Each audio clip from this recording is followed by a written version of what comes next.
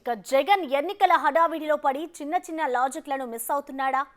అనవసరంగా చెల్లికి హైప్ ఇచ్చి తన కోతి తానే తవ్వుకుంటున్నాడా అంటే అవునని అనాల్సి వస్తోంది. ఎందుకంటే ప్రస్తుత సమయంలో షర్మిలను ఎంత రెచ్చగొడితే వైసీపీకే అంత డ్యామేజ్. అలా అని కాంగ్రెస్కు ప్లస్ అంటే ఖచ్చితంగా ఎస్ కానీ నో కానీ చెప్పలేం.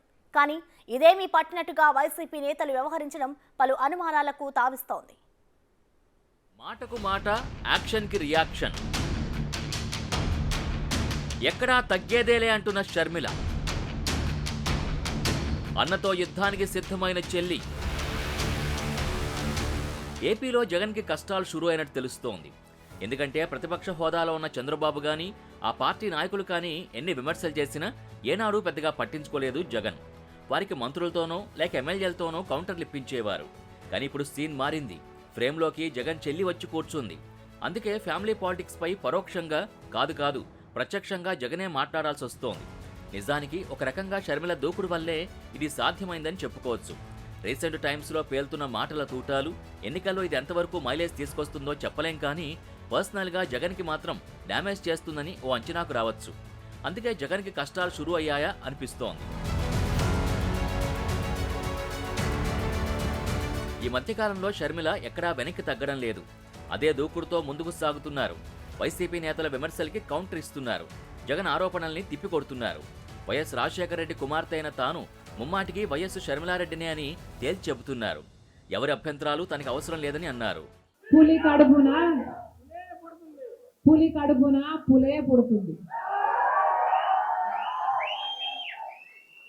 నేను రాజశేఖర రెడ్డి రక్తం.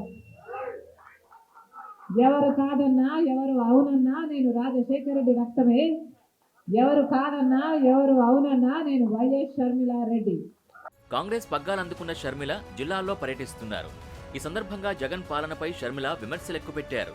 దానికి మొదట వైవి సుబ్బారెడ్డి, సజ్జల రామకృష్ణారెడ్డి మాత్రమే కౌంటర్లు ఇచ్చారు. కానీ షర్మిల విమర్శల డోస్ పెంచడంతో జగన్ స్పందించారు. షర్మిల పేరెత్తకుండా విమర్శలు చేశారు. తన కుటుంబాన్ని కాంగ్రెస్ పార్టీ చీల్చిందని ఆరోపించారు. దీనికి దైవమే సాక్ష్యమన్నారు. అదే సమయంలో వైసీపీ పార్టీ శ్రేణులు ఆమె వయస్సు షర్మిల కాదని, ఆమె పుట్టింటి పేరు ఎలా పెట్టుకుంటారని ప్రశ్నించారు. బ్రదర్ అనిల్ కుమార్ ఇంటి పేరును జత చేస్తూ సోషల్ మీడియాలో ట్రోల్ చేశారు. ఇదే టైంలో వైసీపీ నేతలకు షర్మిల సవాళ్లు కూడా విసురుతున్నారు. తాను ఏదో ఆశించి అన్న వద్దకు వెళ్లలేదని అంటున్నారు. అందుకే అమ్మే సాక్ష్యమని చెబుతున్నారు. దమ్ముంటే విజయమ్మను అడగండి అంటూ షర్మిల బాంబు పేల్చారు. ఒకవేళ విజయమ్మ నోరు తెరిస్తే మాత్రం ఇబ్బందులు తప్పవని వైసీపీ శ్రేణులు ఆందోళన చెందుతున్నాయట. అయితే రోజు రోజుకు షర్మిల విమర్శల డోస్ పెంచడంతో ఏం చేయాలో అధికార పార్టీకి పాలుపోవడం లేదు. ఇప్పుడు షర్మిల విజయమ్మ ప్రస్తావన తీసుకురావడం కూడా వారికి ఇబ్బందికరంగా మారింది.